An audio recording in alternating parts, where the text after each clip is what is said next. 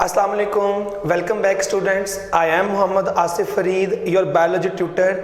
और आज हम पढ़ेंगे हमारा पार्ट 1 बायोलॉजी के अंदर चैप्टर सेकंड है बायोलॉजिकल मॉलिक्यूल्स, और जो हमारा आज का टॉपिक है वो है प्रोटीन्स। तो आपको याद होगा थोड़ा सा कि हमने शुरू के अंदर जो है हमने चैप्टर सेकंड शुरू किया था, तो मैंने आपको बताया था कि जो ऑर्गेनिक कंपाउंड्स हम पढ़ेंगे इस चैप्टर के अंदर, तो उनका नाम आपके ज़हन में आ रहा होगा। कार्बोहाइड्रेट्स हैं, प्रोटीन्स हैं, लिपिड्स हैं और न्यूक्लिक एसिड है।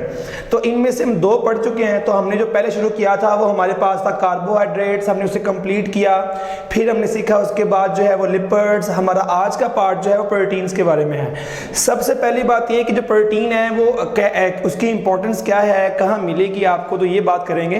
तो आप याद रखिएगा कि जो प्रोटीन होती है वो आपको हर सेल के अंदर मिलेगी।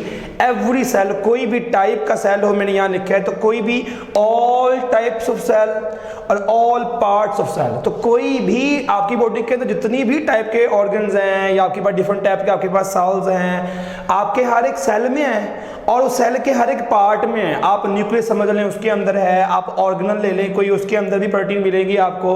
आप उसकी मेम्ब्रेन ले लें, तो ये कह सकते हैं कि हर पार्ट के अंदर है। तो ऑल टाइप ऑफ सेल्स के अंदर मिलेगी प्रोटीन और ऑल पार्ट्स ऑफ सेल के अंदर मिलेगी।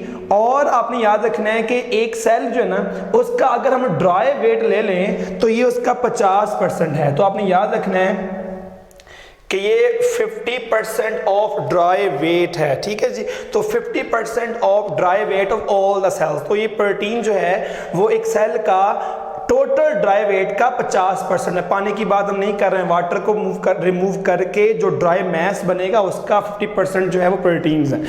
अब हम बात करेंगे फौरन से फंक्शंस ऑफ प्रोटीन। तो इससे पहले कि हम प्रोटीन को इलेबोरेट करें, प्रोटीन के अंदर क्या है, प्रोटीन के स्ट्रक्चर्स क्या हैं, प्रोटीन की टाइप्स कौन सी वाली हैं, तो उससे पहले हम बात करेंगे प्रोटीन के फंक्शंस। तो ये आपका लॉन्ग क्वेश्चन है, तो इसी चीज को बोलेंगे प्रोटीन की इंपॉर्टेंस, इसी को बोलेंगे फंक्शंस ऑफ प्रोटीन। तो सबसे पहला पॉइंट हम पहले देखेंगे, तो all the enzymes of protein.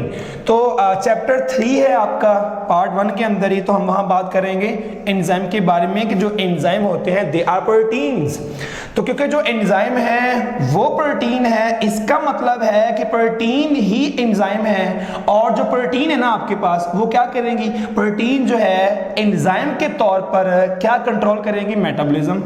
आप जानते हैं कि हमारी बॉडी के अंदर चाहे एनाबॉलिक रिएक्शन हो रहे हो, मॉलिक्यूल जो है स्मॉल मॉलिक्यूल्स मिलकर बड़े मॉलिक्यूल्स बना रहे हो, कॉम्प्लेक्स मॉलिक्यूल्स बना रहे हो, या कॉम्प्लेक्स मॉलिक्यूल ब्रेक होकर स्मॉल मॉलिक्यूल्स बना रहे हो, दोनों में एंजाइम्स इन्वॉल्व होते हैं। तो कैटाबॉलिज्म में, एनाबॉलिज्म में या मेटाबॉलिज्म कह लें आप, दोनों को मिला के, तो इसमें एंजाइम्स इन्वॉल्व हैं। तो एंजाइम जो है वो प्रोटीन है, इट मीन प्रोटीन ही सर्व कर रही है टू कंट्रोल द मेटाबॉलिज्म। ये हमारा फर्स्ट पॉइंट है। नेक्स्ट पॉइंट मैंने यहां लिखा है एज हार्मोन, कि जो प्रोटीन होती है ना, प्रोटीन जो है, प्रोटीन किस तरह का रोल प्ले करती है एंजाइम के अलावा। तो प्रोटीन जो है वो हार्मोन्स के अंदर भी होती है, ठीक है जी। जैसे आपने नाम सुना है ग्लूकागॉन और इंसुलिन, दोनों आपके पास जो है वो प्रोटीन्स ही हैं। तो ग्लूकागॉन एंड इंसुलिन वो आपके पास जो है प्रोटीन्स ही हैं, और वो क्या करेंगे, जो ग्लूकागॉन है और जो इंसुलिन है वो मेटाबॉलिक प्रोसेस जो है उसे कंट्रोल करेंगे। जैसे आप सुन चुके हैं पहले से कि जो ग्लूकागॉन है ग्लूकोज के लेवल को इंक्रीज करेगा, जो इंसुलिन है ग्लूकोज के लेवल को डिक्रीज करेगा। तो इसी को बोलते हैं ना मेटाबॉलिक प्रोसेस जो है उसको रेगुलेट करेंगे। तो ये हमारा नेक्स्ट पॉइंट है। आगे चलते हैं जी। तो आप जानते हैं कि जो हमारा ब्लड है उसके अंदर आपको प्रोटीन मिलती है हीमोग्लोबिन।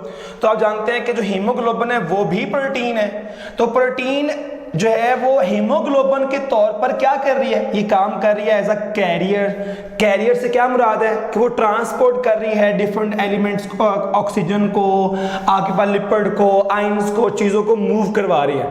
तो मैं कहना चाह रहा हूं कि जो प्रोटीन्स होती हैं ना वो वर्क करती हैं एज अ कैरियर भी। तो वो कैरियर के तौर पे वर्क करती हैं और चीजों को, मॉलिक्यूल्स को ट्रांसपोर्ट करती है। तो इससे आगे चलेंगे, हमारा नेक्स्ट पॉइंट है एंटीबॉडीज। ये आप सुन चुके हैं एंटीबॉडीज का, जो हमारे वाइट ब्लड सेल्स होते हैं WBCs, वो प्रोड्यूस करते हैं एंटीबॉडीज। और ये जो एंटीबॉडीज होती हैं ये डिफेंड करती हैं हमारी बॉडी को अगेंस्ट पैथोजेंस, ठीक है। तो जो पैथोजन होते हैं, जो जर्म्स होते हैं, जो डिजीज काज करते हैं, ये उनसे आपकी बॉडी को डिफेंड करती हैं and they are produced by the WBCs। और ये खुद हैं क्या, ये प्रोटीन्स हैं। तो जो प्रोटीन्स होती हैं वो एंटीबॉडीज के तौर पर आपकी बॉडी को डिफेंड कर रही हैं अगेंस्ट द पैथोजन। हमारा नेक्स्ट पॉइंट जो है वो है कि सम टाइम जब भी हमें कोई इंजरी होती है तो ब्लड लॉस वहां पे होता है, ब्लड जो है वहां पर वो कट लगता है, तो क्या होगा, ब्लड क्लॉटिंग प्रोटीन। तो our blood contain blood clotting protein, जैसे फाइब्रिनोजिन है, प्रोथ्रोम्बिन है, ये क्या करती हैं, ब्लड लॉस को बचाएंगी, तो प्रिवेंट ब्लड लॉस। तो जो ब्लड क्लॉटिंग प्रोटीन होती हैं वो भी सारे के प्रोटीन्स ही हैं, वो क्या कर रही हैं, वो आपकी बॉडी के अंदर ब्लड के लॉस को बचा रही हैं। तो प्रोटीन्स बहुत हेल्पफुल हैं। और आपका जो लास्ट यहाँ पॉइंट है वो हमारे पास है ऑर्गेनिज्म की मूवमेंट हो, मसल्स भी होते हैं उसके अंदर, जो है किसी भी एनिमल के अंदर मूवमेंट में प्रोटीन्स इन्वॉल्व हैं, ऑर्गन्स की मूवमेंट प्रोटीन इन्वॉल्व हैं, और क्रोमोसोम की मूवमेंट ड्यूरिंग एनाफेज। आप पढ़ते हैं कि चाहे आपके पास जो है वो मायोसिस हो या माइटोसिस हो, दोनों केसेस के अंदर आपको स्टेजेस का नाम आता है, प्रोफेज है, मेटाफेज है, एनाफेज है, टीलोफेज है। अगर आप थोड़ा सा सोचें तो आपको याद आएगा कि एनाफेज वो स्टेज है जिसमें क्रोमोसोम जो है उन्हें खींचा जाता है स्पिंडल फाइबर के जरिए। तो वो जो स्पिंडल फाइबर्स हैं असल में वो प्रोटीन्स जो होते हैं, आपके ज़हन में आ रहा होगा। तो ये हमने क्या सीखा यहाँ पर, ये सारी बातें करके हमने ये सीखा है कि जो प्रोटीन है कि आपकी बॉडी के अंदर बहुत सारे फंक्शंस परफॉर्म कर रही है कि परफॉर्म नहीं कर रही है। तो आपने देखा कि जो प्रोटीन है उसकी बहुत ज़्यादा इंपॉर्टेंस है। इन सब चीज़ों के बगैर जो है वो पॉसिबिलिटी नहीं है, एग्जिस्टेंस पॉसिबल जो है वो नहीं है। ये हमें आइडिया हो गया प्रोटीन की इंपॉर्टेंस के बारे में। हमारा नेक्स्ट पॉइंट है, अब हमने इंपॉर्टेंस तो पढ़ लिया है, अब हमने पढ़ना है कि जो प्रोटीन है ना वो किस चीज़ से मिलकर बनते हैं। तो आप जानते हैं कि जो प्रोटीन होते हैं they are the polymers of amino acid। तो दिख रहा है आपको, proteins are polymers of amino acid। आपको वर्ड आता है पॉलीमर। पॉलीमर का मतलब है कि जो प्रोटीन है बड़े मॉलिक्यूल्स हैं, तो उसके अंदर जो है वो बार बार क्या आ रहा होगा, अमाइनो एसिड। तो बार बार अमाइनो एसिड के आने से क्या बनेगा, प्रोटीन बनेगी। एक बात। दूसरी बात यह है कि प्रोटीन के अंदर क्या मिलेगा आपको, कौन से एलिमेंट्स मिलेंगे। तो आपको दिख रहा है, यहाँ लिखा है मैंने, कार्बन मिलेगा आपको, हाइड्रोजन, ऑक्सीजन, नाइट्रोजन। अभी 1 मिनट में आपको आइडिया हो जाएगा, मैंने नीचे ड्रॉ कर दिया है अमीनो एसिड। और हम चारों जो एलिमेंट्स हैं उनको ढूंढ लेंगे। तो हमने क्या सीखा, अभी हमने सीखा कि जो प्रोटीन है ना वो पॉलीमर्स हैं अमीनो एसिड के। फिर हमने सीखा है कि उसके अंदर जो है कौन से एलिमेंट्स होते हैं। अब इसका मतलब है कि अगर आपने प्रोटीन को पढ़ना है, स्ट्रक्चर पढ़ना है उसका, तो पहले किसकी बात करनी पड़ेगी आपको, अमाइनो एसिड की। तो हम यहाँ पे आ चुके हैं, तो ये दिख रहा है आपको अमाइनो एसिड्स।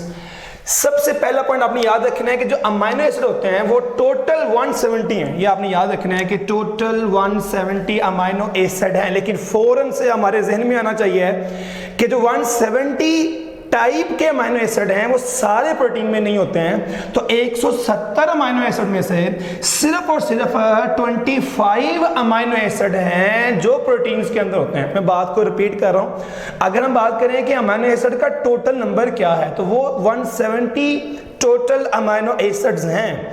लेकिन 170 में से सिर्फ और सिर्फ 25 टाइप के अमाइनो एसिड हैं जो प्रोटीन में होते हैं। और आपने याद रखना है उन 25 में से जो प्रोटीन मोस्ट ऑफ प्रोटीन है ना वो बना देंगे 20 अमाइनो एसिड। ये आपको समझ आनी चाहिए। तो 170 में से 25 प्रोटीन बना रहे हैं, उन 25 में से जो 20 टाइप वाले हैं वो क्या कर देंगे, वो मोस्ट ऑफ द प्रोटीन्स बना देंगे। ये मैं बताना चाह रहा हूं जी। तो ये हमारा पॉइंट आ गया। अब हम आगे पढ़ेंगे। हमारा नेक्स्ट पॉइंट है अमाइनो एसिड का स्ट्रक्चर कैसा है। तो ये मैंने ड्रॉ किया यहाँ पर, तो ये दिख रहा है आपको। तो आपको दिख रहा होगा कि यहाँ पर कार्बन है, आप जानते हैं यहाँ दिख रहा है कार्बन। कार्बन के साथ अटैच है कार्बोक्सिल ग्रुप, ये आप जानते हैं, आपने देखा है इसको फैटी एसिड में। और ये ग्रुप है अमाइनो। तो आपने याद रखना है ऑल अमाइनो एसिड, मैंने यहाँ लिखा है ऑल अमाइनो एसिड के अंदर क्या मिलेगा आपको, कार्बोक्सिल ग्रुप मिलेगा, साथ आपको मिलेगा अमाइनो ग्रुप। ये लाजमन उसके अंदर होगा। और ये दोनों ग्रुप जो हैं वो एक ही कार्बन से अटैच है, तो इसको हम बोलते हैं अल्फा कार्बन। तो आपने याद रखना है कि ऑल अमाइनो एसिड के अंदर क्या मिलेगी आपको, ऑल अमाइनो एसिड में आपको मिलेगी अल्फा कार्बन जो है आपको सबके अंदर मिलेगी। ये समझ लग गई हमें। और आपको दिख रहा है कि ऑल अमीनो एसिड के अंदर ये ग्रुप भी वही रहेगा, ये भी सेम रहेगा, ये भी सेम रहेगा। तो कौन सा ग्रुप है जो फर्क करेगा, जो चेंज होता रहेगा? तो आपने याद रखना है कि वो आर ग्रुप है। आप जानते हैं कि जो अल्काइल ग्रुप होता है वो चेंज होता रहेगा। ये जो आर है ये एच भी हो सकता है, ये मिथाइल भी हो सकता है, ये इथाइल भी पॉसिबल है, ये प्रोपाइल भी। तो ये जो आर ग्रुप है ना ये चेंज होता रहेगा। तो एक एमसीक्यू आपने याद रखना है, कोई आपसे पूछे कि जो अमाइनो एसिड है ना, जो अमाइनो एसिड हैं उनका जो नेम्स हैं, उनकी टाइप्स जो हैं वो किस ग्रुप के चेंज होने से चेंज होंगी, तो आर ग्रुप यहाँ लिखा मैंने। तो जो अमाइनो एसिड होता है ना वो डिफर करते हैं सिर्फ एक ग्रुप में, क्या बोलते हैं उसको, आर ग्रुप। ठीक है, तो आज हमने क्या सीखा? आज हमने शुरू किया था, हमारा टॉपिक था प्रोटीन के बारे में। हमने सीखा एक सेल का 50% जो है वो आपके पास ड्राई मैस, वो आपके पास प्रोटीन ही है, हर सेल में है, हर पार्ट में है। फिर सीखा हमने फंक्शंस, तो हमने कुछ एग्जांपल ढूंढी हैं हमारी बॉडी के अंदर प्रोटीन्स की, हमने उनकी बात की। और लास्ट पे देखा हमने कि अमाइनो एसिड जो हैं वो क्या किस चीज़ से मिलकर बनते हैं। यही हमारा टॉपिक था आज का। Wish you all the best. अल्लाह हाफिज़।